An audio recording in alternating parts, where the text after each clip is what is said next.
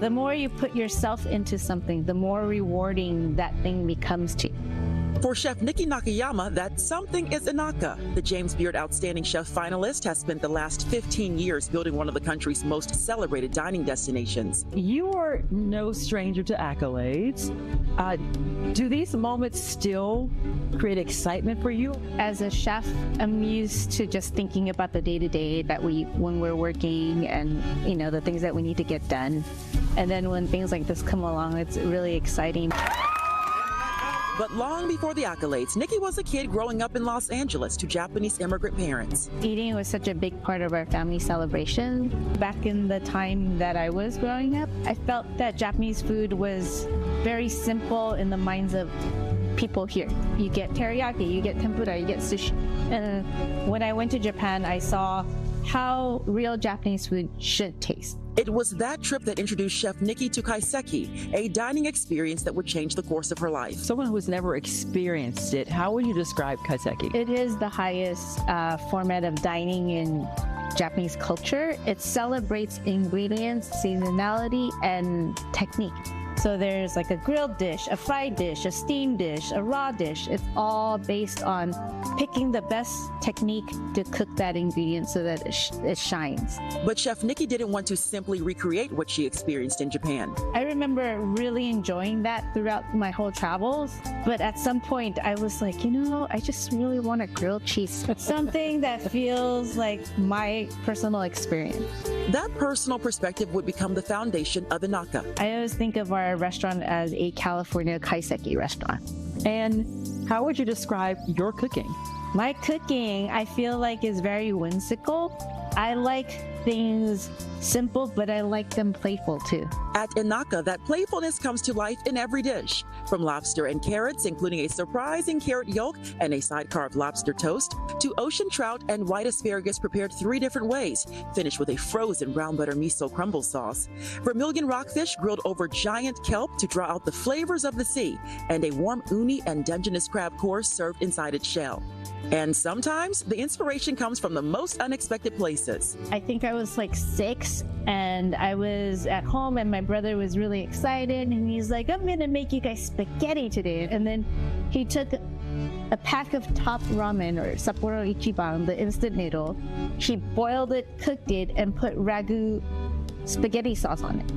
And I remember eating it and thinking, wow, this is the most amazing thing I've ever had. That childhood favorite sparked the idea for the restaurant's signature abalone pasta. But Inaka's story isn't just Niki's. Her wife and culinary partner, Carole Iida-Nakayama, has helped shape the restaurant for more than a decade.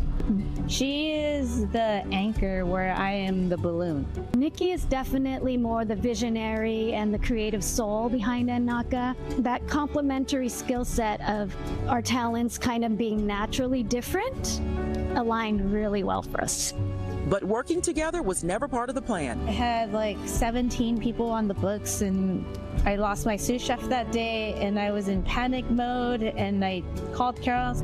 I offered to just come and make the dashi, or if you just need an extra pair of hands to do the dishes. I didn't expect it to be a long-term ask or long-term situation, but her sous chef never came back. What started with 17 guests on the books would eventually reach a global audience through Netflix's Chef's Table. It was life-changing in a way that was so unexpected.